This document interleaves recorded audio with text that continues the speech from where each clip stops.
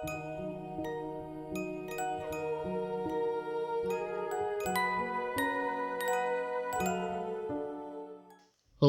and welcome to the Murder House Radio Show. I'm your host, X. On this show, we will be covering serial killers, mass shooters, disappearances, true crime, and the most deplorable things and people in history. All that good, dark stuff. The Murder House Radio Show will be a radio show / podcast. I'll be uploading videos every Friday at 4 p.m. Mountain Standard Time. Make sure you hit the like and subscribe button. Once you hit the subscribe button, hit the bell notification and select all to get all notifications if you are viewing on YouTube. And hit follow if you are listening on a podcasting platform. So sit down, get comfortable, grab some coffee or whatever your preferred beverage is, turn off the lights, and enjoy the show. Hey guys, how's your third week of the month going, the 22nd? Hope it's going good, and I hope you're having a good Friday. If not, yeah, hope this makes it better, but let me know how it's been going down in the comments below. When I'm recording this, it's going good so far. It's 9:02 a.m. And yeah, fucking where I live, they put more COVID restrictions down, which is bullshit.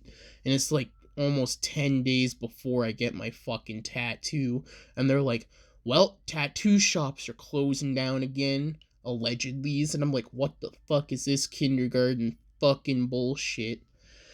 But I guess that's just the fucking way she goes, boys. The fucking way of the road. I guess it'll have to wait. But yeah, so there's that. That's how I'm fucking doing. But I'm all good other than that. But yeah, hope you guys are doing all good.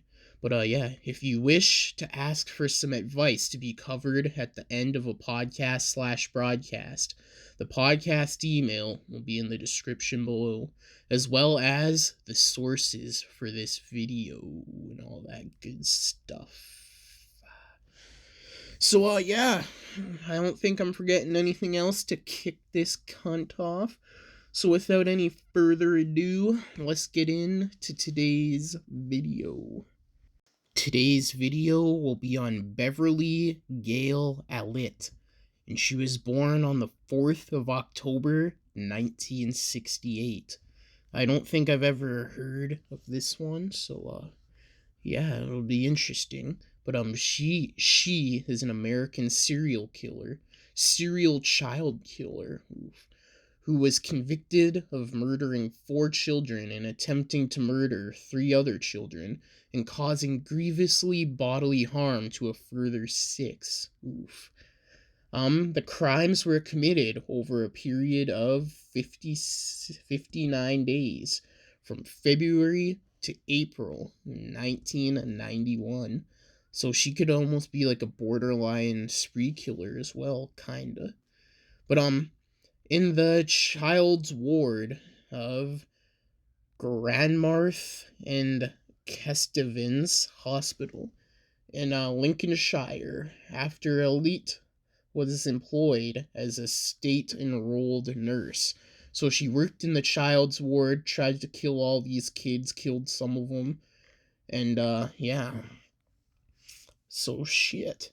She is supposed to have administered large doses of insulin to at least 2 of her victims, and a large air bubble was found in the body of another, but police were unable to establish how all the attacks were carried out. Yeah, that's, yeah, I heard that's a way to kill somebody. If you're trying to, assassinate someone, I guess, just inject them with some shit that's untraceable that might not kill them, but just throw a fucking few air bubbles in there and they're gonna die. But yeah, so in May 1993, at Nottingham Crown Court, she received 13 life sentences for the crimes, and Mr. Justice Latham sentencing told. So at the sentencing told, Allitt that she was a serious danger to others and was unlikely to ever be considered safe enough to be released. Well, makes sense. She is detained at Rampton Secure Hospital in Nottinghamshire. Nottinghamshire. These British names, bro. These British names. I've covered quite a few British killers on this podcast so far. But oh fuck. Allitt will be eligible for release in 2023, so like 2 years. Well shit. How long she been locked up? Okay. So May 1993, so almost 30 years if I'm not mistaken. So 2003, 13, 20, yeah, almost 30 years. Word up. So yeah, that's a quick rundown on who this piece of shit is, or was, whatever you want to say is, because I guess she's still alive. But yeah, let's get into her early life. So Beverly Allitt was born October 4th, 1968, and grew up in the village of Corby Glen near the town of Grantham. That's spelled Grantham. And she had 2 sisters and a brother, and her father Richard worked in an off license, whatever the fuck that. Oh, a liquor store word. What's up with all these weird ass names, bro? Just say liquor store, like holy fuck. But and her mother was a school cleaner, so a janitor. Allitt attended Charles Reed's secondary modern school. What the fuck, bro? Having failed the test to enter Kesteven in the Gartham Girls' School. Okay, so there's those schools. She would often volunteer for babysitting jobs and left school when she was 16, taking a course in nursing at Gartham College. Interesting. Grantham College, not Gartham. Why the fuck do I keep saying Gartham? Grantham. But yeah. I think in England they finish school when they're like 16, but they also start a little bit earlier. I'm not too sure. If you're from England or Britain or whatever, let me know. The UK, I guess I should have said. If you're from the UK, let me know down in the comments. How does that all work? So, there wasn't much on her early life, but maybe I'll find more later and add it in later. But here are her victims. So the 4 that died.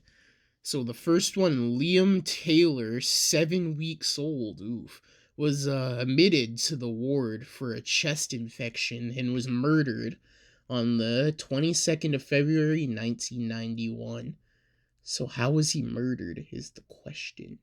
Okay. Timothy Hardwick, 11 years old, a boy with cerebral palsy who was admitted to the ward after having an epileptic seizure, and he was murdered on the 5th of March, 1991. Becky Phillips, 2 months old. Ooh, shit. Admitted to the ward for gastroenteritis. Whatever the fuck. Also known as infectious diarrhea and gastro. Okay. Is inflammation of the like the intestine tract or whatnot.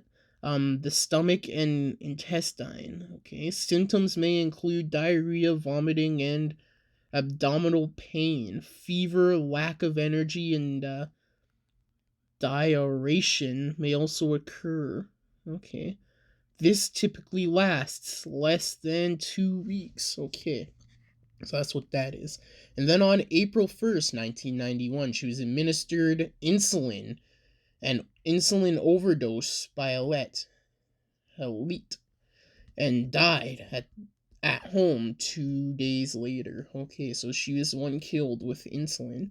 Her death was originally believed to have been cot death. What's cot death?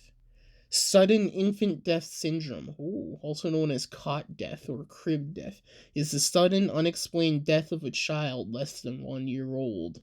Then, diagnosis requires that the death remain unexplained even after a thorough autopsy and detailed death scene investigation. Okay.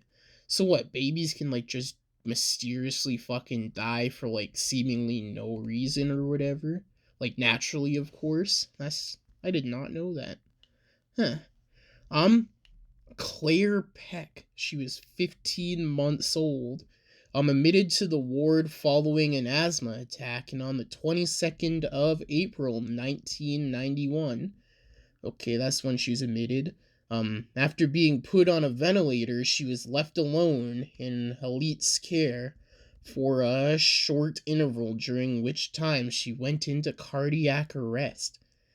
She was resurrected, but died after a second episode of cardiac arrest, again following a period when she was left alone with Allitt. Yeah, she's not a doctor but a nurse, but even then, as a nurse, you just can't have patients dying on you. That's fucking not good. Imagine you're like, oh, he was just having a bad, she was just having a bad day. Fucking 4 people died. Fuck's sakes. That's bad. Yeah, you can't really be fucking up in that profession. Fuck. Even if you are just a nurse, you don't really have, you have, more than, you have more training than an EMT would. I'm not sure what that would look like, but, you have more training than an EMT, I would assume, because you're there helping the actual doctor. But if some shit's going down, fucking doctor, get the fuck over here right now. But there again, she was killing them purposely. But, there is that. So those are the 4 victims. And then a bunch of victims fucking recovered. So the victims that recovered, Kaylee Desmond, then 1-year-old, admitted to the ward for a chest infection. Allitt attempted to murder her on the 8th of March, 1991, but the child was resurrected and transferred to another hospital where she recovered. I still want to know how she tried to kill them.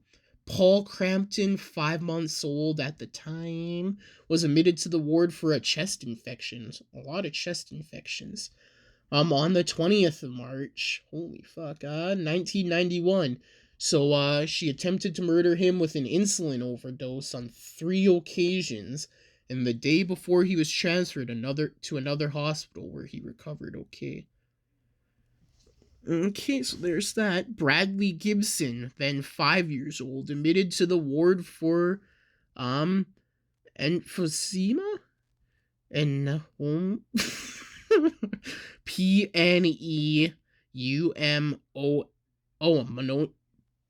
Mononia? No, fuck me. Fuck my life with these medical pronunciations. Pneumonia, maybe? I don't fucking know. Fucking sue me. But, where the fuck was I? But, yeah, Pneumonia. Whatever the fuck that is. But, I'll give you a definition. Is an inflammatory condition of the lungs primarily affecting the small air sacs known as alveoles. Symptoms typically include some combination of productive or dry coughs, chest pains, fever, difficulty breathing, and severity of condition is okay word. So he's admitted with that, and he suffered 2 cardiac arrests on the 21st of March, 1991, due to Allitt administering insulin overdoses. Oof. So maybe her method of killing was just straight insulin overdoses, and some of them were just undetected. Before he was transferred to another hospital where he recovered. Michael Davis, then 6 years old, admitted to the ward for post-operative care following an operation to remove an air rifle pellet that had been injured with an... So he got shot with an air rifle pellet, accidentally, probably goofing around, after being injected with insulin multiple times through an IV on his hand. He suffered from cyanosis. Cyanosis is the bluish purplish discoloration of skin or mucous membranes due to the tissue near the skin surface having lost oxygen. Okay, word. And then fell unconscious before being stabilized by other doctors. Okay, on the ward, and then he later made a full recovery. Yike Hung Chan, also known as Henry, was then 2 years old. He's admitted to the ward following a fall on the 21st of March. On the 21st of March, 1991, he suffered an oxygen desiccation attack before he was transferred to another hospital where he recovered. What the fuck's an oxygen desiccation attack? Desaturation attack. Oxygen desaturation attack. Interesting. Whatever the fuck that is. Like dirty oxygen or something? Huh. I'm gonna search that up. I'm actually interested now. I could be a doctor. Just kidding. I wouldn't trust myself to be a fucking doctor. Fuck that shit. Oxygen desaturation attack. Yes, you get to listen to me being a fucking desaturation motherfucker. What is... Hold on. What is... oxygen desaturation attack? Holy fuck, there's a lot of shit here. What is oxygen saturation? Nah, whatever, who gives a fuck. If you want to search it up, you can look for it yourself. Evil laugh. And then the last attempted victim, Katie Phillips, then 2 months old. Oof. Becky's twin was admitted to the ward as precaution following the death of her sister. She had to be resurrected twice after unexplained apoptosis episodes. Okay. Which were later found to be caused by insulin and potassium overdoses. Oof. Following the second time that she stopped breathing, she was transferred to another hospital, but by this time had suffered permanent brain damage, partial paralysis, and partial blindness due to oxygen deprivation. Okay. Her parents had been so grateful for Allitt's care of Becky that they had asked her to be Katie's grandmother. Ooh, fuck. In 1999, Katie was awarded 2.125 million pounds by a Lincolnshire health attorney to pay for treatment and equipment for the rest of her life. Lincolnshire Health Authority did not accept liability, but did acknowledge that Katie was entitled to compensation. Huh. Well, shit. So there are all her victims. Holy fuck. That's scary, bro. Like, now I don't trust hospitals. Like, fuck out of here with that bullshit. But, yeah, that's fucked up, bro. So this is the second doctor killer I've covered on this podcast. I don't know what the first one was. It was a dude. I think it was I don't think it was Harold Shipman. It might be. I'm not sure, but he was from UK as well. But that is fucking gnarly. Well, not gnarly, fucking wild. Holy shit. So, up until her trial and all that stuff, she attacked 13 children, 4 fatally, and this was over a 59-day period before she was brought up on charges for her crimes. Yes, like I said in the beginning. So it was only following the death of Becky that medical staff became suspicious of the number of cardiac arrests on children's ward, and police were called in. Well, I mean, I don't know, man. Like, they shouldn't, in this profession, they shouldn't have strikes, but if they were to, baseball rules, 3 strikes and you're out. Because if you fuck up 3 times, and 3 of your patients die on you or almost die on you, get the fuck out of here. Like, fuck. Especially if you're alone. Like, if they're under your care and they die, 3 of them die or almost die, fuck out of here, bro. You didn't study enough in medical school. But that'd be a good precaution, I guess, to avoid this type of shit. But it was found that Allitt was the only nurse on duty for all the attacks on children, and she also had access to the drugs. Yep. Fucking should have got to that sooner if she's the only fucking one on staff. Fuck's sakes, fuck around and find out. 4 of her victims had died. She was charged with 4 counts of murder, 11 counts of attempted murder, and 11 counts of grievously bodily harm. And grievously bodily harm is a term used in English criminal law to describe the severest form of battery. It refers to 2 offenses that are retrospectively created by Section 18 and 20 of the Offenses Against Persons Act in 1861. The decision between these 2 crimes, blah, blah, blah, blah, blah. So you can go look that up if you want. So Allitt entered pleas and not guilty on all charges, and then on May 28th, May 28th, 1993, she was found guilty on each charge and sentenced to 13 concurrent terms of life in prison. So concurrent means one after the other. Consecutive means concurrent means they run together, my bad. Consecutive's one after another. Yes, so concurrent. That means they all run together. So if she just died or whatever and came back to life, for whatever fucking reason, she would technically be free, bro.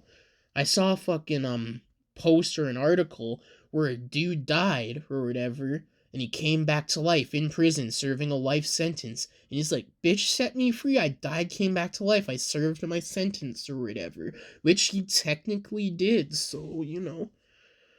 But, yeah. So, which she is serving at the Rampton Security... Fuck my life. The Rampton Secure Hospital in Nottinghamshire. Fucking these Lord of the Rings sounding ass names. No offense, UK. I like your drill rap. Your drill rap's all good. And you got some hot ladies down there too, so there's that. I've been to England once when I was like fucking, what was I? I was probably 13-ish. But yeah, so in the 2018 documentary, Trevor McDonald and the Killer Nurse, Allitt reportedly told close friends before her trial that she would never go to prison. Ha! Psych, bitch. After 1 week in prison, she refused to eat or drink and was moved to Rampton Secure Hospital. Okay. Two leading experts, forensic psychologist Jeremy Coded and criminologist Elizabeth Yardley examined Allitt's mental state when she was arrested and concluded she was not mentally ill and should be in prison. Not in a hospital. Word. Okay, so she's probably just playing the crazy card. Allitt reportedly admitted to all 13 of her crimes in a failed application to remain at Rampton Secure Hospital and permanently avoid prison. None of the families of Allitt's victims have been told of her full confession in the failed application. Interesting. So on the 6th of December 2007, Mr. Justice Stanley Burton, sitting in the High Court of Justice London, confirmed that Allitt must serve the original minimum sentence of 30 years. It was reported that some families of Allitt's victims had previously mistakenly believed that her minimum tariff had been set for 40 years. Well, I mean, should be 40 years. Fuck. Should never get out of prison for her crimes, killing babies. Fuck out of here. But Allitt's motives have never been fully explained. According to one theory, she showed symptoms of fictitious disorder. What the hell? A fictitious disorder is a condition in which a person without a malingering motive acts as if they have an illness by deliberately producing, fidgeting, or exaggerating symptoms purely to attain a patient role. People with fictitious disorder may produce symptoms by contaminating urine samples, all that other shit. So they just fake having disorders. So some fucking psychopath shit, basically. Also known as Munchausen syndrome, Munchausen syndrome, or Munchausen syndrome by proxy. Okay. This disorder is described as involving a pattern of abuse in which a perpetrator ascribes to or physically falsifies illnesses in someone's under their care to attract attention to themselves. Okay, so attention whore is what I got from all of that. Fuck's sakes. So yeah, all these medical terms are, fucking with my head. I don't know what the fuck they mean. But, yeah, so that was her, trial and imprisonment. I wonder why she, did what she did, because, like, from what I read on her childhood, which there wasn't much, but it seemed pretty fucking normal. But, yeah, like, everything about her life seemed normal until she decided to start murdering fucking babies and kids and shit. Like, why? Fucking why? Why? But, yeah, so, pop culture. Allitt was subject to a book called Murder on Ward 4 by Nick Davis. A BBC dramatization of the case, Angel of Death, in 2005, featured Charlie Brooks as Allitt.